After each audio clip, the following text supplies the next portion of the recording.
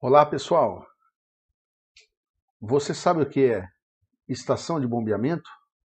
Gostaria de saber? Então vem comigo, nessa aula eu vou te mostrar.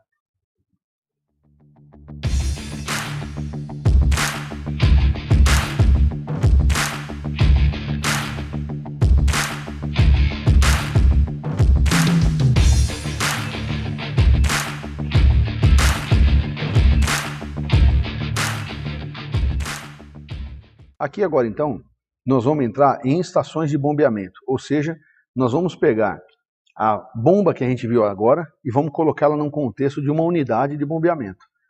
Eu não vou trabalhar aqui com fertirrigação, nada disso, tá? Nós vamos simplesmente pegar essa bomba e vamos conhecer o que é que eu acoplo nela, que vocês viram falando sucção, recalque, né, chave de partida, isso, aquilo, acoplamento. E agora eu vou mostrar para vocês o que é que a gente faz com isso tudo, né?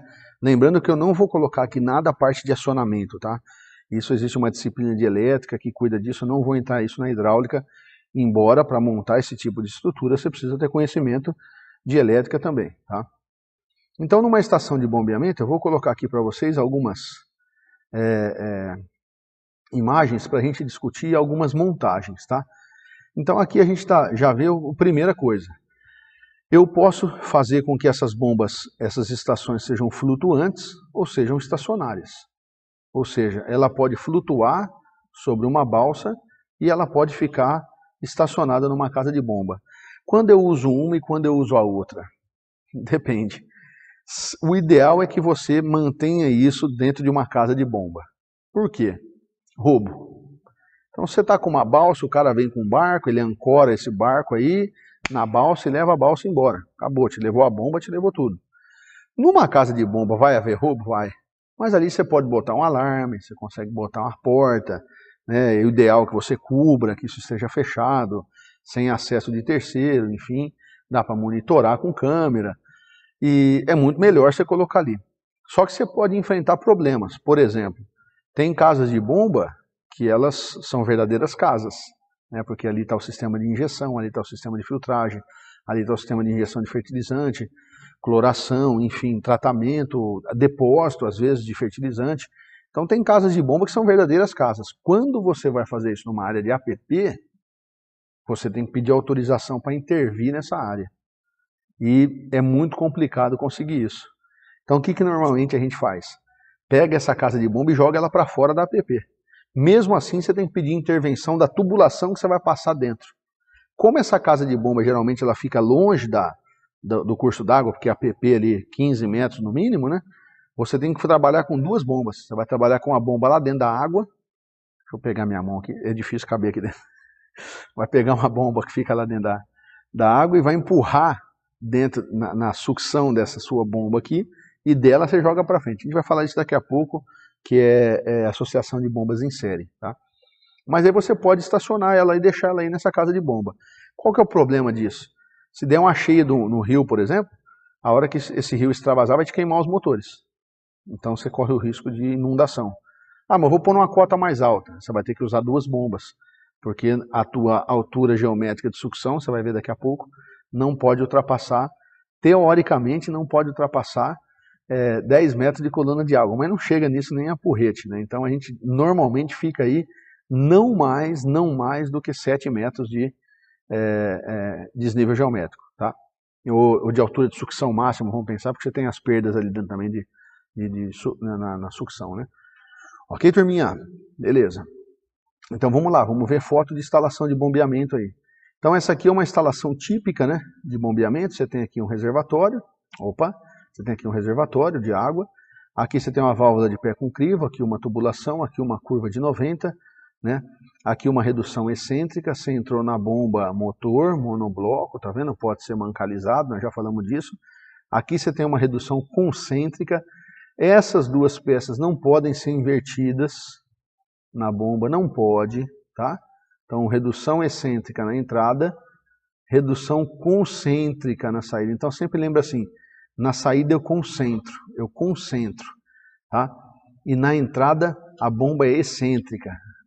A bomba é tão excêntrica que ela consegue fazer sucção e pressurização no mesmo ponto. Então ela é excêntrica demais. Guarda isso. Excêntrica para entrar, e concêntrica para sair. Você vai concentrar tudo, aquela pressão, aquela velocidade, você vai concentrar tudo num ponto. E aí você consegue guardar essas duas peças. Se inverter, corre o risco de não funcionar. Tá? E depois disso, então, você vem aí com a válvula de retenção, o registro de gaveta ou a válvula de fechamento, aí válvula antecipadora de onda, e válvula disso, válvula sustentadora de pressão, válvula de partida de bomba, válvula. Aí vai embora, você tem várias opções aqui, e aí você vai então descarregar isso no reservatório, no sistema de irrigação, aspersão, no que for fazer. Tá? Então isso aqui é uma instalação típica e básica de uma bomba centrífuga. Okay? Aqui eu tenho uma característica muito interessante, eu quero mostrar para vocês, que vocês vão escutar esse termo, vocês vão escutar. A bomba está instalada não afogada. Então o que significa isso? Significa que eu tenho um reservatório de água aqui, essa bomba faz uma captação aqui, essa captação vem, entra na bomba e é pressurizada para a rede. Ok?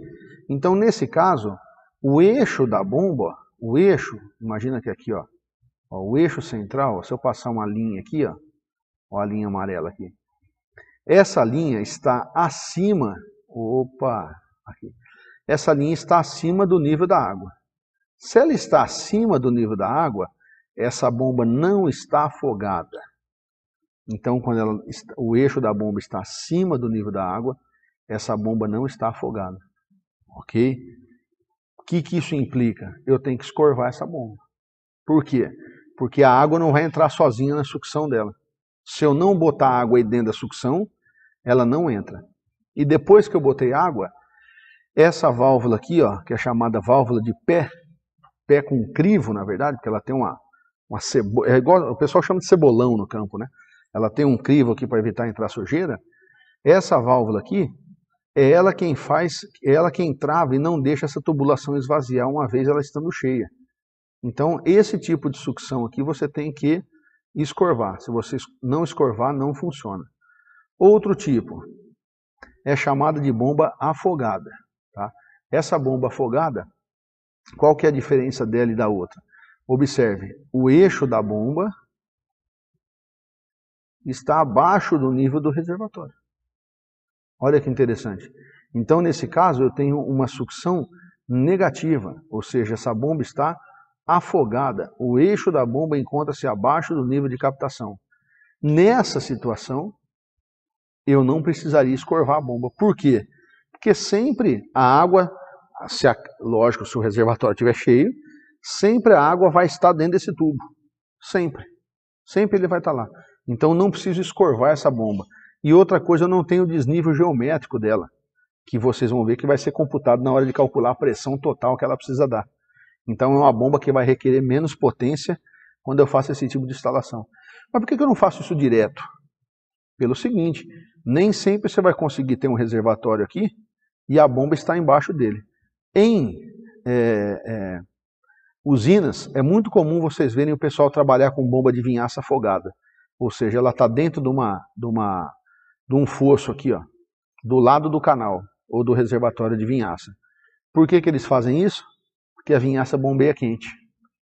Quando não se tem resfriador, bombeia ela quente.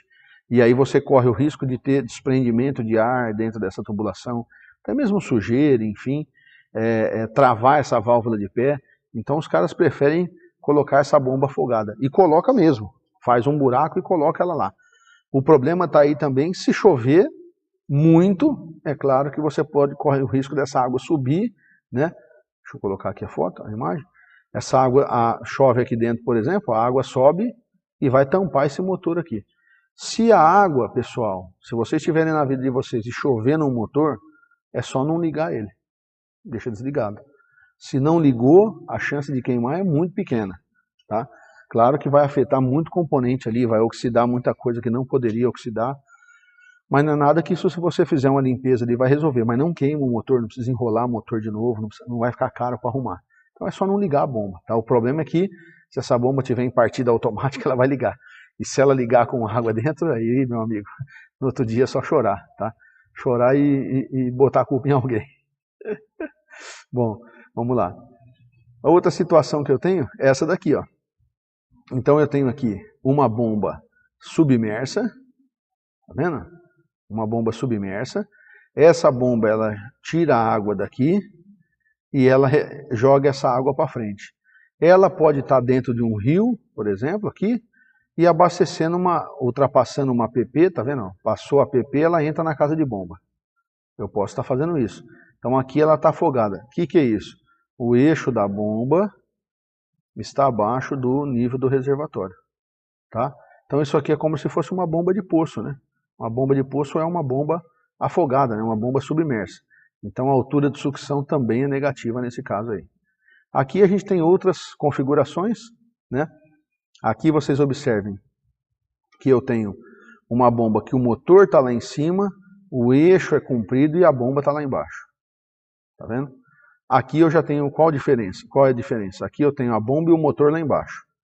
E daqui sobe uma tubulação e sai.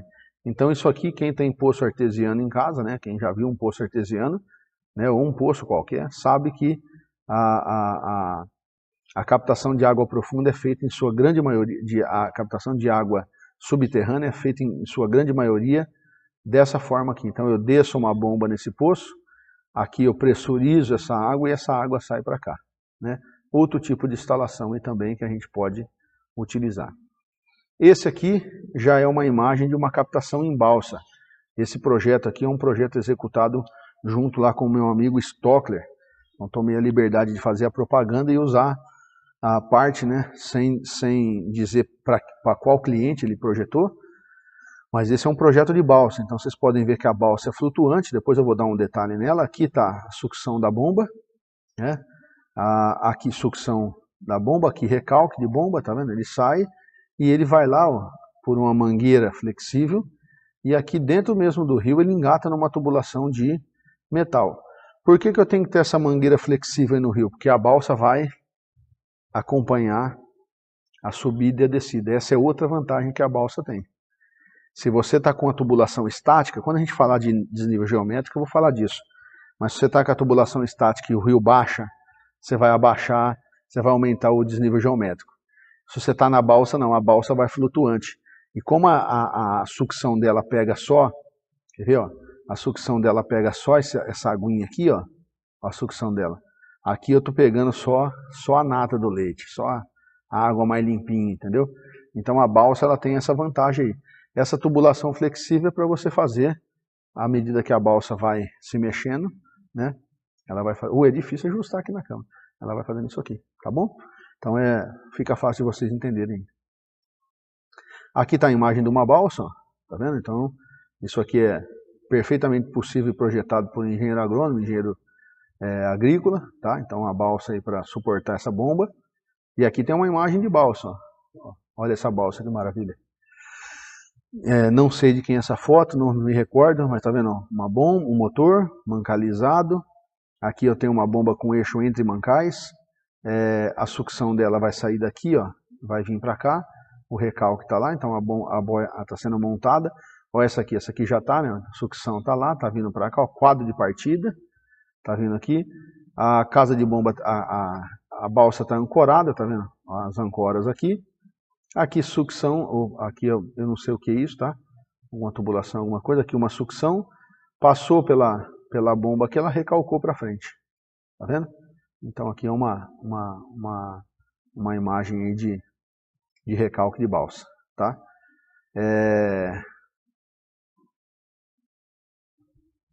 O que vocês acharam? Gostaram? Interessante? É bem bacana, né, pessoal? Então vocês veem que tem várias coisas. A gente poderia ficar aqui falando disso horas, tá? Mas eu vou tentar trabalhar aos poucos aí para a gente não se cansar muito. Mas tem várias possibilidades de você fazer essas instalações de bombeamento, tá bom? Espero que vocês tenham gostado aí e tenham visto novidade nisso aí, tá? Bom, é interessante numa estação de bombeamento a gente determinar algumas características.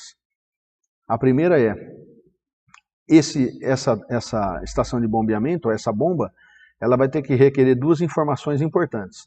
A primeira informação que ela vai ter que requerer é qual é a altura manométrica, ou seja, qual é o somatório de todas as cargas, todas as energias necessárias para deslocar determinada vazão. Tá? Então tem várias definições aí de altura manométrica, eu vou falar para vocês essa mais simples aqui, que é mais fácil de entender. Então, quando eu falo somatório de todas, é de todas mesmo, tá?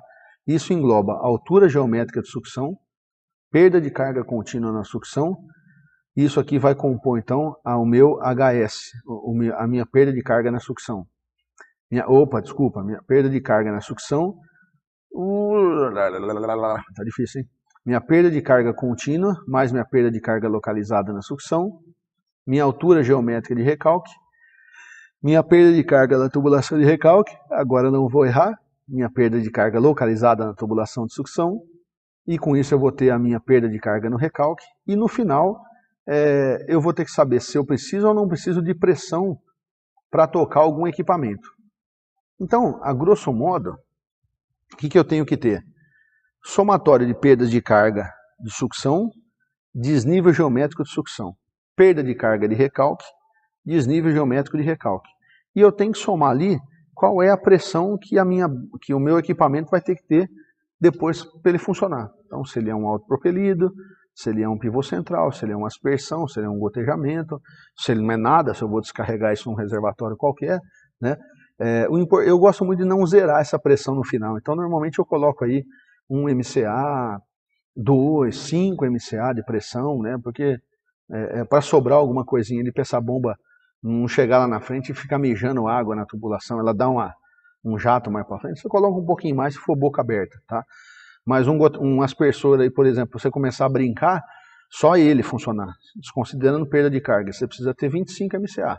Né? Um gotejamento, 1.5 MCA, né? 1.5 MCA, 1.5 kg, né? 15 MCA para ele funcionar. Tá? Um sistema de microaspersão já vai aí na faixa de uns 20 MCA também, sei lá, um pouco menos talvez, né? Por causa da evolução e das empresas e tal. Um autopropelido, uns 90 MCA, né? Uns 9 kg de pressão na máquina. Um pivô central na faixa aí de uns 30 MCA, uns 3 kg de pressão no ponto pivô, para começar a brincar com válvula reguladora de pressão, enfim, tudo depende do que você vai instalar na ponta, mas é importante que você não esqueça de colocar,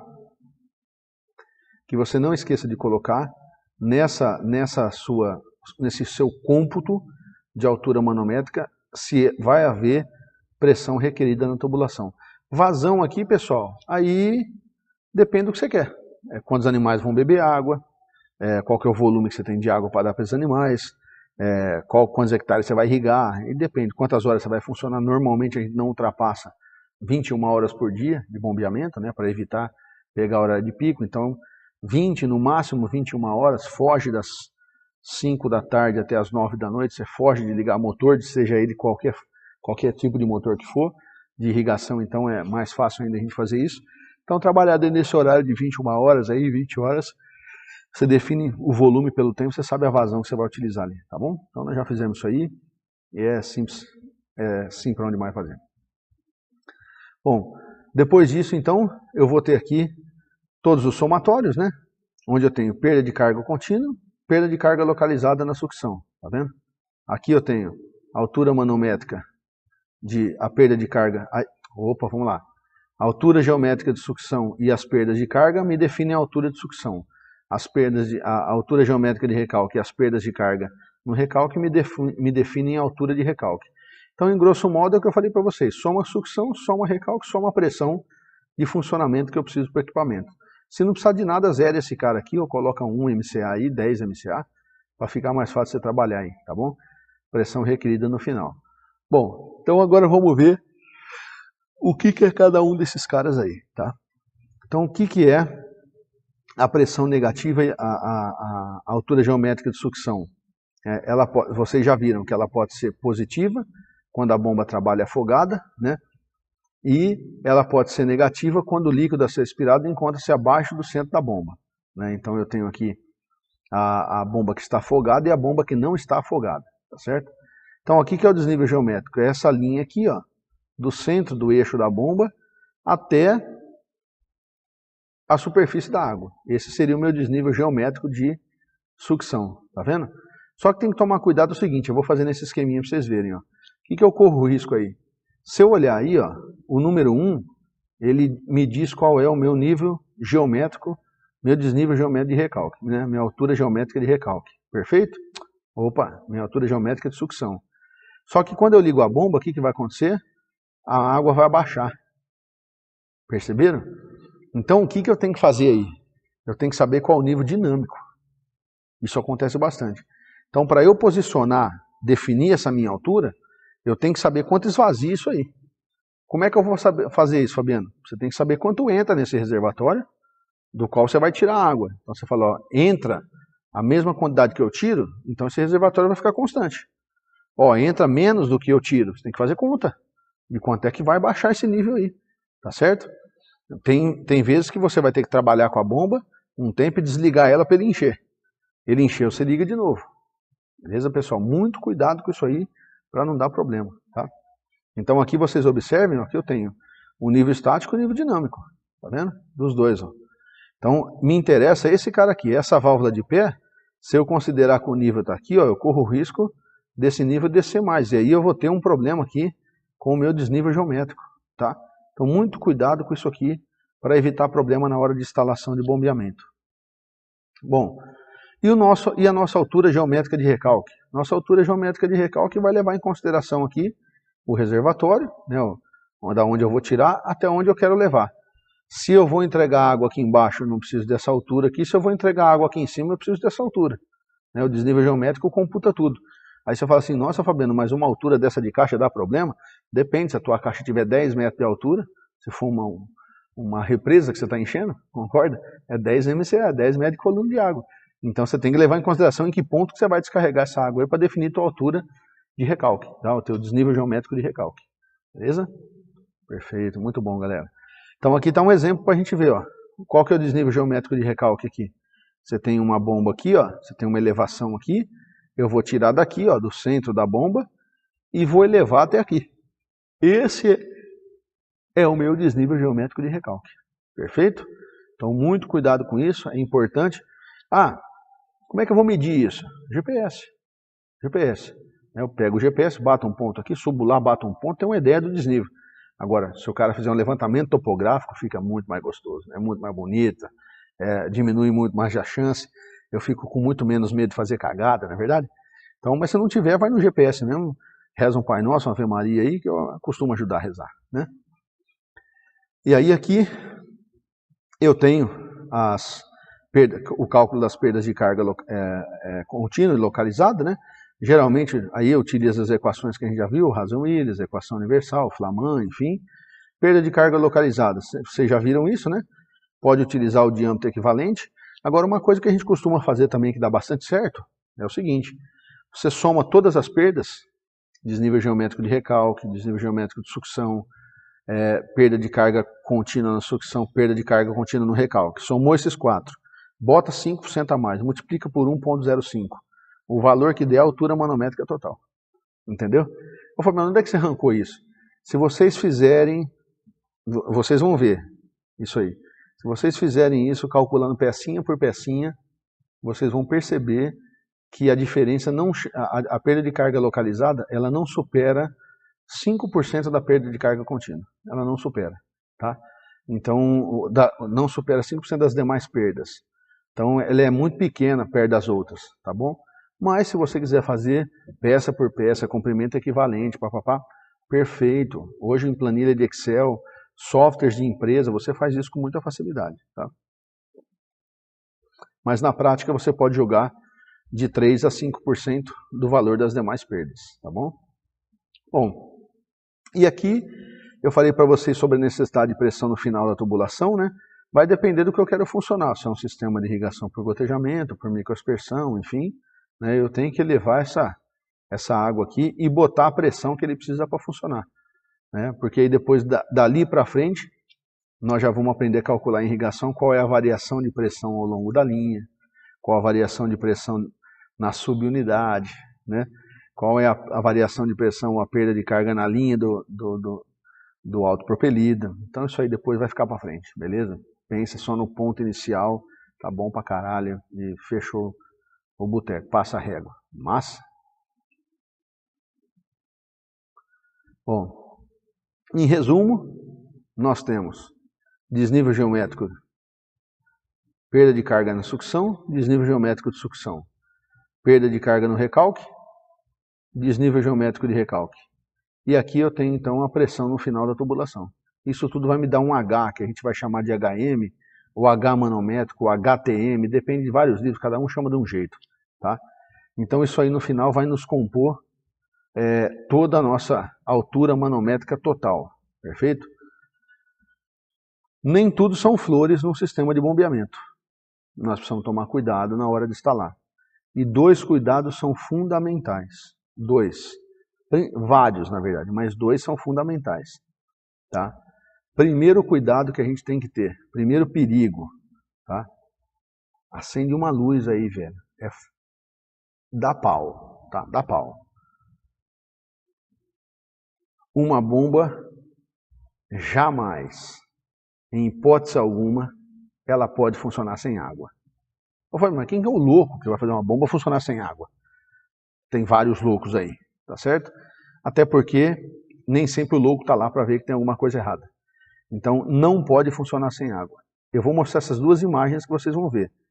São casos que eu tirei a foto de bombas que funcionaram sem água. Deem uma olhada na situação em que fica. Eu vou botar um vídeo para vocês verem também, tá? Logo agora.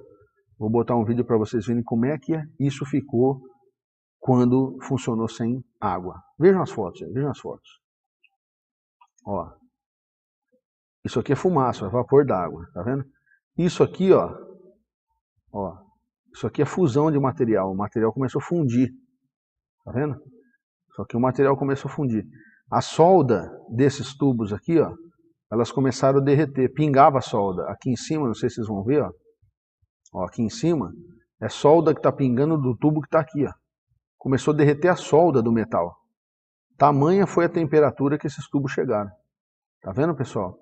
Então, não pode deixar acontecer de jeito nenhum um negócio desse tipo aqui.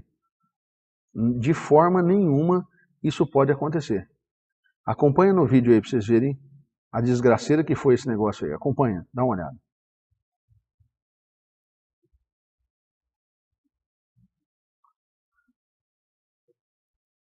Bom, agora, viram o vídeo aí? Complicado, né? Dá medo, não dá? Mas não vamos deixar isso acontecer, tá certo? Às vezes acontece, isso é acidente. Mas a gente não pode ser negligente nessa situação aí, tá? Bom, agora, então a gente vai ver essa situação, que é outro problema que a gente tem que evitar numa rede de pressurização, tá? Numa estação elevatória, numa central de bombeamento. É a questão de um fenômeno chamado de cavitação. Esse fenômeno ele é tão desgastante quanto o golpe de ariete é por recalque. Só que ele ocorre na sucção. Perfeito? Então, existem formas de a gente evitar ele. E olha, mas muitas bombas não funcionam porque ocorreu a cavitação da bomba. Isso é um problema seríssimo. Tá?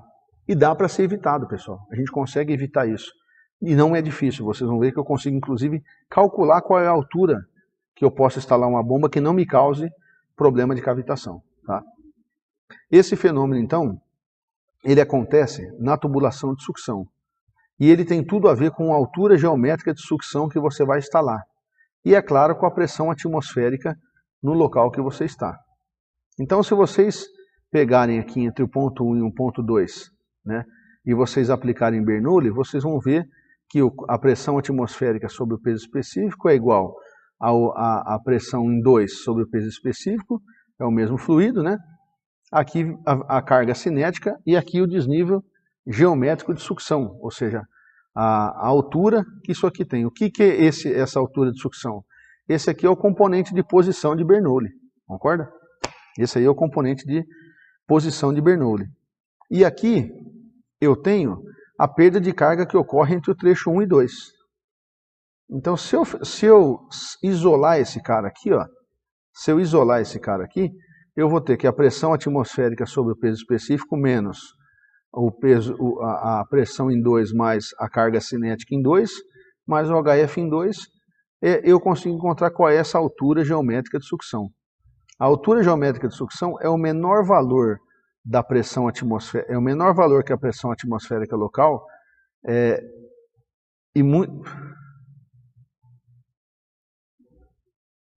o desnível geométrico de sucção é menor que o valor da pressão atmosférica local e muitas vezes tem o valor máximo em torno de 7 a 8 metros. Então, por isso que eu disse para vocês, para a gente evitar instalar esse tipo de bomba em desnível superior a 8 metros, 7 metros. Tá? Comprimento de sucção, não. Comprimento de sucção você pode perfeitamente aplicar, estudar e ver se dá certo. Agora, desnível geométrico é complicado. Tá? Então, não é recomendado em hipótese nenhuma que isso ultrapasse 8 metros de coluna d'água. Teoricamente, se ele fosse igual à pressão atmosférica, eu poderia instalar até 10,33 metros de coluna de água, perfeito? Uma ATM. Mas como ele é menor, então eu não posso fazer essa instalação até 10 metros de altura. Tá? Ou nesse caso, 10 metros de profundidade. Então, nesse caso aqui, o que eu posso fazer? Se eu pegar entre o ponto 2 e o ponto 3, tá? O que eu vou ver aqui? Que eu vou ter que a minha pressão atmosférica, que em 2 eu tenho a pressão atmosférica sobre o peso específico, né? Pressão em 2, peso específico, componente cinético, componente de sucção, a perda de carga de 1 até 2, que é o que eu vim calculando, e depois mais a perda de carga de 2 até 3. Concorda? Esse desnível geométrico de 1 a 2 eu posso chamar de altura, eu posso chamar ele de somar isso aqui, na verdade, né? Ó, posso somar isso aqui e dizer que ele é o desnível, que ele é a perda na sucção, tá? Então eu juntei esses dois e chamei de perda na sucção. E ficou a perda de carga entre o ponto 2 e o ponto 3, ou seja, que acontece dentro da bomba. Se eu separando esses componentes aqui, eu vou encontrar o que a gente chama de Net Positive Suction Rate, ou seja, saldo de energia de sucção positiva. Isso chama-se NPSH. Esse NPSH, tudo que está do lado de cada igualdade, ele tem relação direta com a instalação, é local, tá? Então pressão atmosférica local, a carga aqui da sucção local, a pressão de vapor da água no local e o peso específico aqui do fluido, né? A pressão de vapor e o peso específico do fluido local. E esse NPSH exigido, que é essa velocidade e essa perda de carga entre 2 e 3, isso aqui o fabricante me dá. Então perceberam que aí fica fácil. Por quê? Porque eu consigo saber a perda de carga, eu consigo saber as perdas totais na sucção, né?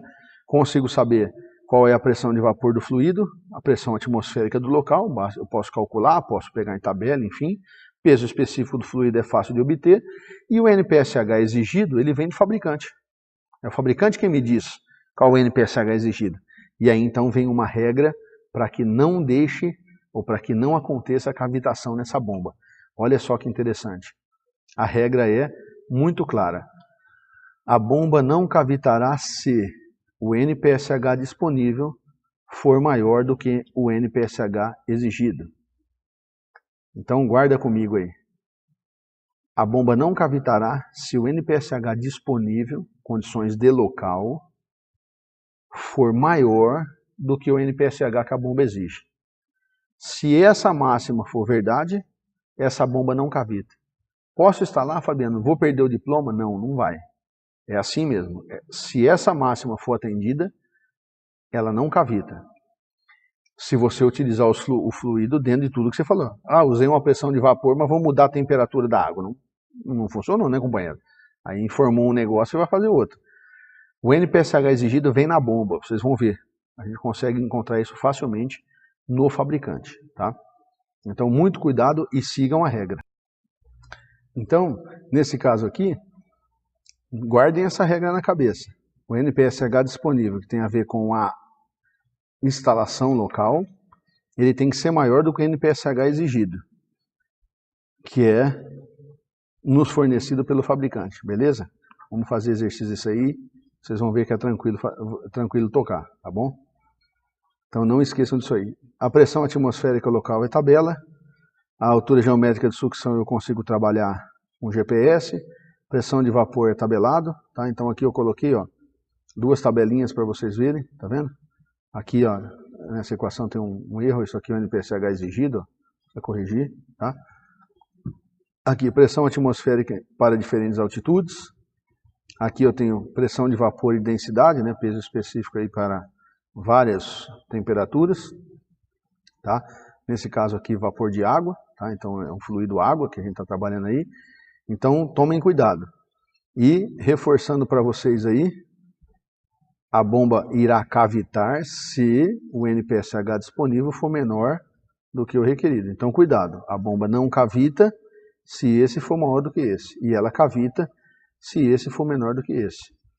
Bom, Fabiano, você está falando cavitação, cavitação, cavitação, mas na verdade o que é isso? O que acontece aí? Como é que esse processo vai ocorrer? Tá? É muito simples. A cavitação vai acontecer sempre que a pressão reinante na sucção da bomba ela for menor do que uma pressão de vapor do fluido que você está bombeando, no caso água. Sempre que essa pressão reinante for menor do que a pressão de vapor, vai haver o desprendimento de bolhas de vapor. Tá? E esse desprendimento de bolha de vapor, eles vão ser comprimidos pelo rotor no interior da bomba, vão sofrer o processo de compressão como se fosse a água, né? E ao ser lançados nas paredes do rotor, ao ser lançados nas paredes da voluta, com alta velocidade, eles vão implodindo, como se fossem micro-implosões. Então elas vão batendo, e aquilo ali vai comendo a carcaça, vai comendo o rotor. Tá? Isso pode até interromper fluxo, você pode ter problema com parada do bombeamento. Você cavita, né? A gente cavita, o nosso coração cavita. Quando você tem uma quebra da coluna de sangue no teu organismo, você cavitou. Então, chega no coração a bolha de ar, vai ficar batendo lá e não vai conseguir bombear sangue mais. Você cavitou, você entrou num processo de cavitação. É a mesma coisa que acontece numa rede hidráulica dessa. A hora que ele cavitou, estou me coçando aqui, mas tem de pernilongo, puta lá miséria. Então, se depois que a bomba cavitou, não tem jeito. Tá? Você vai ter que parar esse processo, vai ter que escorvar essa bomba. Lembra que eu falei para vocês? Tirar a água de dentro dela, tirar o ar de dentro dela, botar água dentro dela para expulsar esse ar, para daí você retomar o processo de bombeamento novamente. Tá? Retomar novamente complicou, né? Retomar o processo de bombeamento, tá? Então você precisa encher isso aí de água, tirar esse ar daí. E quando você... Eu tenho uma imagenzinha legal aqui que mostra como é que fica as esferinhas, tá vendo? Então você tem uma zona aqui de baixa pressão, que você vai formar os vapores, onde a pressão reinante é menor do que a pressão de vapor, né? E aí quando ela vai para uma zona de alta pressão, que é a zona em que o rotor está pressurizando, né? Junto com a voluta ali, transformando aquela energia cinética em energia de pressão, naquele momento ali é que ocorre o bombardeio dessas bolhas de ar. E aí a hora que ocorre esse bombardeio, tá vendo? Ela chega até mudar a gota d'água, já não é, a bolha de ar já não é mais assim, ela fica assim, ó, de tanto que ela vai batendo nas paredes da carcaça. E vocês vão ver as fotos do que acontece. E eu vou mostrar um vídeo para vocês também do que acontece nesse processo de cavitação, tá bom? Mas aí vocês vão ver fotos. Deem uma olhada no que acontece com os rotores. Olha só, esse rotor aqui, ó. Isso que vocês estão vendo aqui, ó, não é nenhum produto corrosivo. Isso aqui é bomba cavitada. Olha aqui o que acontece, ó. Eu dei um zoom, tá vendo? Dei um zoom num outro rotor que a gente tem aqui. Essas ranhuras aqui que vocês estão vendo, isso arranca pedaço da carcaça. Arranca pedaço do rotor. Quer ver? Olha só. Olha essa imagem aqui, ó. Olha esse rotor, dê uma olhada nele. Olha. Isso aqui tudo quem fez foi o processo de cavitação. Olha isso aqui, ó. Então essas microbolhas, essas milhares de microbolhas, ô pernilongo velho. Essas milhares de microbolhas aqui, elas vão implodindo na carcaça, tá vendo? Vão implodindo no rotor. Então elas comem o ferro aí, ó. Tá vendo? Olha que coisa mais desarrumada que acontece, né? Então tem que tomar muito cuidado, pessoal, com esse processo, evitar que esse processo aconteça. Olha aqui em detalhe, olha. Isso aqui comeu um pedaço do ferro, tá vendo? Que comeu um pedaço do ferro. Então, isso aqui não tem jeito, né? E você imaginar que isso aqui vai acontecer no interior de um bombeamento, mas acontece. Assim como quando a gente falou de golpe de ariete, muita gente fala assim, mas não acredito que isso acontece lá em casa. Basta apertar a válvula hidra da sua casa, né, a válvula de esgoto lá, você vai de descarga, você vai ver isso acontecer lá. Então acontece assim, acontece também aí a cavitação em qualquer coisa. Acontece em várias bombas. O sintoma disso aí, quando você escuta a bomba, parece que ela está bombeando areia. Tem uma pedra solta, um parafuso solto lá dentro. É nítido você escutar quando ela está cavitando. O problema é quando ela cavita pouco. Então tem gente que o cara anda até com, acho que é estetoscópio o nome daquilo, põe o estetoscópio e põe na bomba para escutar se a bomba está cavitando ou não. Eu nunca fiz isso, sempre escutei no ouvido, né? E dá para ver nitidamente quando o processo é forte de cavitação. Você para a bomba na hora, até porque ela não pressuriza. Então quando a bomba não pressuriza, para, alguma coisa está acontecendo. Provavelmente é a sucção. Então está faltando escorva de água, está faltando escorva dessa bomba, está faltando água na sucção, está faltando água no interior da bomba, a válvula de pé não está segurando a água, essa tubulação está esvaziando e a bomba está cavitando, beleza? Presta muita atenção, parece que está bombeando areia, mas não é, é bolha de ar, tá bom?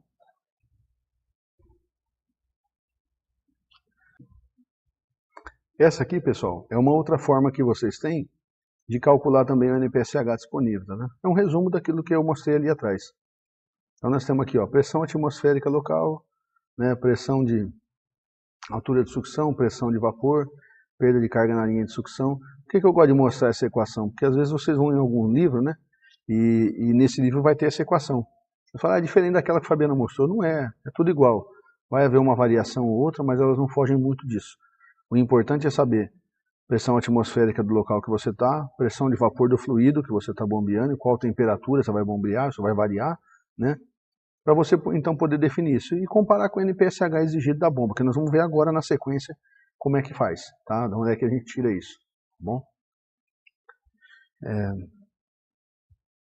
Uma outra relação importante, que é bacana eu falar para vocês, é o que a gente chama de relações entre rotores, tá? Como é que eu posso fazer isso? Primeira coisa, por que é importante eu conhecer isso, né? É mais bacana você saber. Porque às vezes você pode mudar, usinar um rotor, ou comprar um outro rotor maior, ou trabalhar em cima de uma rotação de bomba, para você conseguir equivalências de pressão, equivalências de vazão, tá? Então é importante você conhecer isso, porque nem sempre é necessário que você troque uma bomba. Você pode simplesmente trabalhar usinando um rotor, comprando um rotor novo, né, para aquela mesma carcaça, desde que ela caiba. Você pode trabalhar mudando a rotação.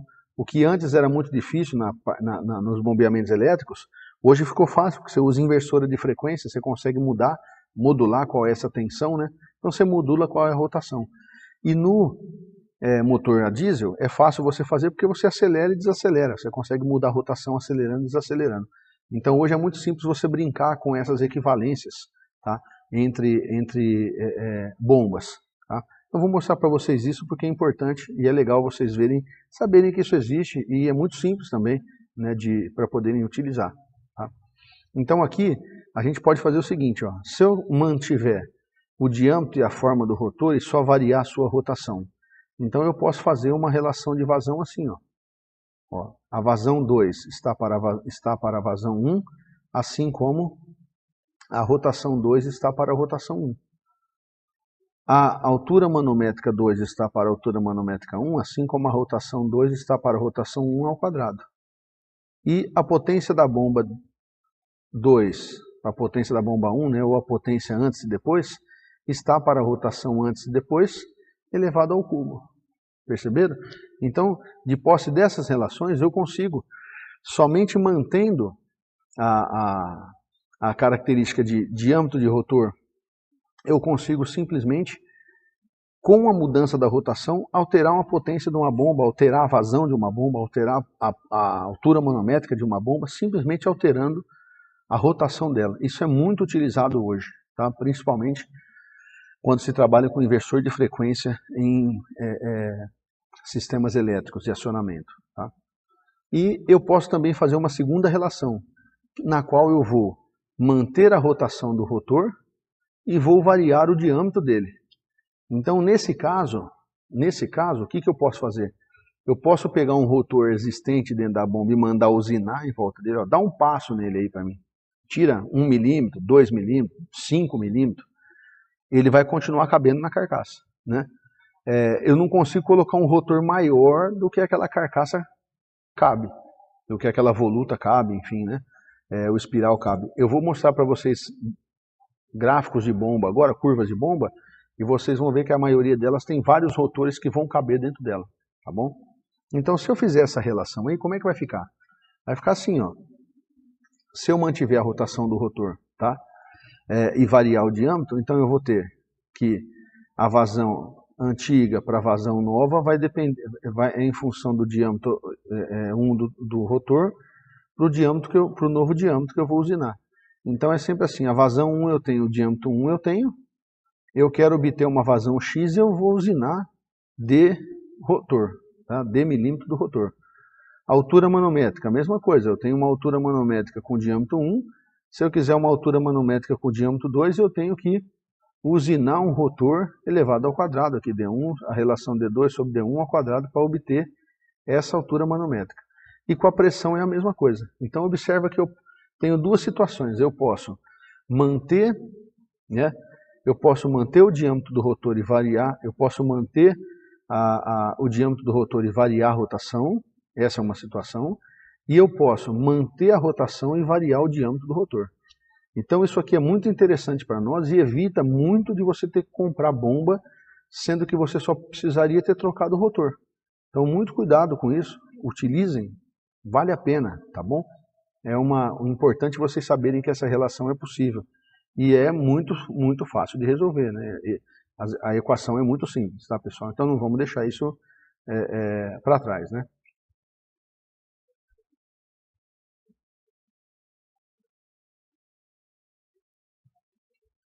Agora, nós vamos falar sobre potência instalada e rendimentos de motobomba. Tá?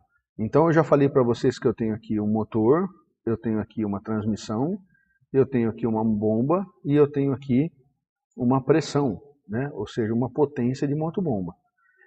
Então, vocês vão encontrar esses termos, tá? Eu vou colocar para vocês aqui o que vocês vão encontrar, e tem até na nossa apostila de hidráulica. Então, esse input horsepower é a potência absorvida pelo motor. Nós temos o rendimento N de motor, tá? Isso aqui é fabricante que te dá o rendimento dele, e a tabela de potências que ele tem. Esse aqui, o brake horsepower, é a potência exigida no eixo da bomba, ou seja, a potência que vai ser exigida aqui na transmissão. E o rendimento da bomba é dado pelo fabricante também. E a potência útil, eu vou calcular ela. Tá? Então, se nós aplicarmos Bernoulli num sistema de bombeamento, a gente vai chegar à seguinte conclusão. Sempre a bomba ela vai entrar do lado direito, do lado esquerdo da equação de Bernoulli, tá? Num acréscimo de pressão. Então, se eu estiver trabalhando com uma bomba aqui não afogada, eu vou ter essa situação, tá? E se eu trabalhar com uma bomba afogada, eu vou ter essa situação. Observe que a bomba afogada, eu vou retirar o componente de desnível geométrico de sucção da jogada, tá vendo? Que a gente já viu. Aí você fala, Fabiano, mas esse componente de velocidade? Olha, esse componente de velocidade, ele é desprezível, tá, pessoal? Ele é muito pequeno. Então, como geralmente a sucção da bomba, o diâmetro é maior do que o do recalque, numa sucção de bomba, a velocidade é muito pequena. Então, como a velocidade é muito pequena frente às outras perdas, aos outros componentes de pressão, potencial, esse cinético ele é muito pequeno. Então, como ele é pequeno, ele é praticamente desprezível. Então, num conjunto de bombeamento, a potência vai ser em função sempre de altura manométrica, que é a pressão total desse sistema, que vocês já viram. Altura geométrica de sucção, de recalque, perda de carga na sucção e perda de carga no recalque, e pressão no final da linha, se precisar ter a pressão. Então, eu não preciso levar em consideração a velocidade, nesse caso, porque frente à dimensão das outras perdas que ocorrem, dos outros componentes de energia, ela é muito pequena. Então, a gente acaba tirando ela daí, tá bom? Então, por isso que essa equação que eu mostrei para vocês aqui, ela fica simplificada. É como se a gente desconsiderasse esses dois caras. Então, eu vou mostrar para vocês algumas equações de cálculo de potência, que é muito interessante vocês entenderem, tá?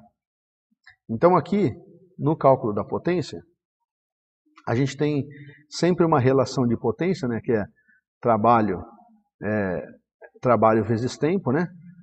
Trabalho por tempo, e a gente tem então que trabalho é força vezes o deslocamento por tempo, né? Eu sei que a força é o volume vezes o peso específico, vezes o deslocamento por tempo. Então essa aqui é uma equação genérica, né? Que nós temos aí da potência sempre calculada em função de quem? Da vazão, do peso específico do fluido e da altura manométrica. Como a gente sempre trabalha com água, a gente acaba retirando esse cara aqui, né? Mas pode ser que vocês encontrem em alguns livros esse peso específico aí. É que aqui nós vamos tirar, porque a gente sempre trabalha com água, tá? Mas se você estiver trabalhando com outro fluido, tem que levar em consideração o peso específico do fluido que você está trabalhando. Simplificando as equações de potência que a gente tem em função desse peso específico aqui, da gente desconsiderar ele, eu tenho que a minha potência é a altura manométrica, potência de motor é a altura manométrica dividido vezes a vazão vezes a altura manométrica dividido por 75, né? Aqui eu tenho a pressão de cima dividido pelo rendimento da bomba, seria a potência no eixo, e aqui a potência no conjunto motobomba mesmo, né? Seria a potência que eu tenho requerido no eixo dividido pelo rendimento do motor. Então, se eu juntar isso aqui tudo, vocês vão ver que fica simples, fica a altura manométrica vezes a vazão vezes a altura manométrica, 75 vezes o rendimento da bomba vezes o rendimento do motor. Tá? Lembrando sempre que 1 cavalo vapor é igual a 0,987 HP, né? Ou 736 watts, ou 0,736 kW. Né? É importante a gente saber essas relações, porque às vezes isso aqui a potência de bomba, ou o fabricante vai me dar a potência em uma unidade diferente de CV. Então é importante saber essas relações aqui. Bom, então aqui igual eu falei para vocês, ó, nomenclatura mais casual, a gente faz desse jeito aqui, ó. A potência é em função de um rendimento de bomba, tá? E a potência instalada, eu coloco uma folga. Por que você faz isso, Fabiano? Porque normalmente o rendimento do motor é difícil de obter ele. Eu precisaria ter um catálogo do fabricante para que eu obtivesse o rendimento desse motor. Tá? Nesse caso, então, o que eu prefiro fazer? Eu prefiro multiplicar por uma folga. E tendo uma folga, aí, eu consigo já determinar qual a potência da motobomba. Ah, mas eu tenho o rendimento do motor. Então, perfeito. Então, utilize o rendimento do motor que você tem. Pegue um catálogo da empresa, vai lá e coloque o rendimento. Nessa situação que eu estou te mostrando aqui, você pode fazer sem o rendimento do motor, tá certo? Então você vai pegar essa potência e multiplicar por uma folga. Observe que a folga varia com a potência que você encontrou na bomba, né? Então normalmente quando você está acima de 15 CV, você multiplica isso aqui por 1.15, você vai encontrar, você vai estar acrescendo nesse caso 15% de folga, tá? Depois que você escolheu a potência do motor, aí você vai enfrentar outro problema. Por quê? Porque nem sempre os motores, na verdade assim, nem sempre não, os motores eles não são fabricados ao nosso bel prazer. É igual um carro, eu não consigo falar, eu quero que você fabrique um motor para mim com 2.12, né? Ou ele é 2.0, ou ele é 3.0, ele é 4.0, não tem jeito de fabricar um motor para você do jeito que você quer. E nas fábricas de motor também é normal, é a mesma coisa. Então o que acontece? Você tem potências pré-definidas. Muitas vezes você vai chegar no teu projeto numa potência, por exemplo, você chegou em 13 CV. Então o motor é 12,5, ele é 15. Ele não exige motor de 13 CV. Então o que nesse caso você faz? Você pode voltar no seu projeto e vir rearranjando as coisas, tentando arrancar um golinho daqui, um dali, um 0,5 dali, para encaixar os 12,5 CV e você trabalhar com os 12,5 CV. Ou você pode falar, não, está muito apertado, é melhor comprar um de 15, que pelo menos eu tenho folga aí para trabalhar. Cuidado com comprar potências muito altas, porque aí você vai ter, depois você vai começar a querer trabalhar com registro fechado, vai começar a deslocar na curva da bomba, igual vocês vão ver, isso vai gerar um problema danado, tá? Então tem que tomar muito cuidado com isso aí. O melhor é comprar aquilo que você vai usar, tá? Nem mais nem menos. Bom, então aqui a gente tem algumas potências nominais de motores de acordo com a BNT. Então você vai de 1,12, né, até 950 CV de motores. Tá? Então você tem uma faixa muito ampla. Mas você não consegue, igual eu falei para vocês, ó, se for um motor de 13 CV, ele vai dar aqui no meio. Então eu tenho que comprar um de 12,5 ou um de 15. Para definir essa compra, eu tenho que mexer no meu projeto. Ou eu diminuo a perda em algum lugar, ou uma coisa que eu considerei, eu volto com ela para aumentar a potência, enfim, aumentar a altura manométrica e requerer mais potência. Não tem muito de onde fugir, tá, pessoal? Eu tenho que voltar refazendo isso mesmo, tá certo? A gente tem que tomar muito cuidado quando for fazer esse tipo de cálculo aí e definir esse tipo de potência de motor. Bom, continuando. Aqui eu tenho então que ainda calcular, né? Qual que é a potência... Opa, joguei para frente.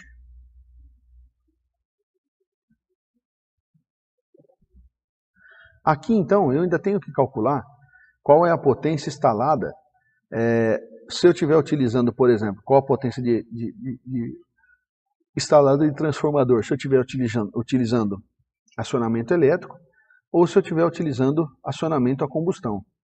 Então o que eu vou fazer nesse caso aqui? Se eu tiver para definir a potência do transformador, é 0,97 vezes a potência que eu preciso para funcionar a bomba. E aí eu tenho os transformadores aqui que são vendidos em KVA. Tá vendo? Então aqui tem os transformadores, tem uma fotinho para você ver aqui dos transformadores, né? Então se eu estiver trabalhando com acionamento a combustão, eu tenho que trabalhar aqui, eu tenho que trabalhar aqui em função de folga de potência. Então, por exemplo, se eu estiver trabalhando com motor a diesel, eu vou pegar essa potência e colocar 25% em cima dela. Se eu estiver trabalhando com motor a gasolina, 50% em cima dessa potência. Tá? Lembrando que, em média, um motor a diesel ele vai consumir ele vai requerer de 0,25 a 0,35 litro por CV por hora. E um motor a gasolina em torno de 0,30 a 0,40 litros por CV por hora. Aqui está uma imagem de um motor a diesel, para vocês verem. Ó. Um motor a diesel que está tocando um gerador e esse gerador então abastece um sistema de bombeamento numa fazenda. Então esse motor aqui ele tem que ser constantemente abastecido com diesel, né, a um consumo de 0,25 a 0,35 litros por CV por hora. Então observem que é um consumo elevado um motor a diesel desse. Então muitas vezes é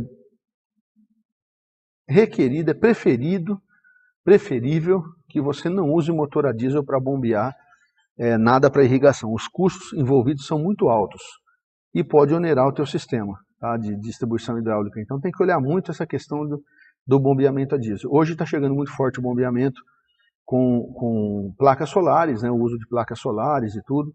É uma realidade que ainda tem que caminhar muito, mas já está aí, já está acontecendo, está evoluindo. Eu particularmente acredito muito nela, eu acho que esse é um futuro, a gente tem que explorar muito. Mas como está gatinhando, há muito que se melhorar ainda, né? Então eu defendo, mas espero para ver, certo? Então é importante que vocês, ao utilizar isso, vocês saibam que eu posso e devo chegar até o cálculo da potência do transformador. Espero que vocês tenham gostado dessa nossa aula. Foi a aula de bombas número 2. Agora eu vou fazer uma sobre curvas, separar para ficar mais light de ver, ok? Então fiquem com Deus, tudo de bom para vocês. Espero que em breve possamos estar juntos e aqueles que são meus amigos virtuais a partir de agora, estou à disposição. Podem deixar suas dúvidas aí, não esqueçam de deixar seus likes, curtidas e difundir nosso canal para todo mundo. Afinal de contas, hidraulicão, porque hidráulica não é o cão. Tchau pessoal, até mais.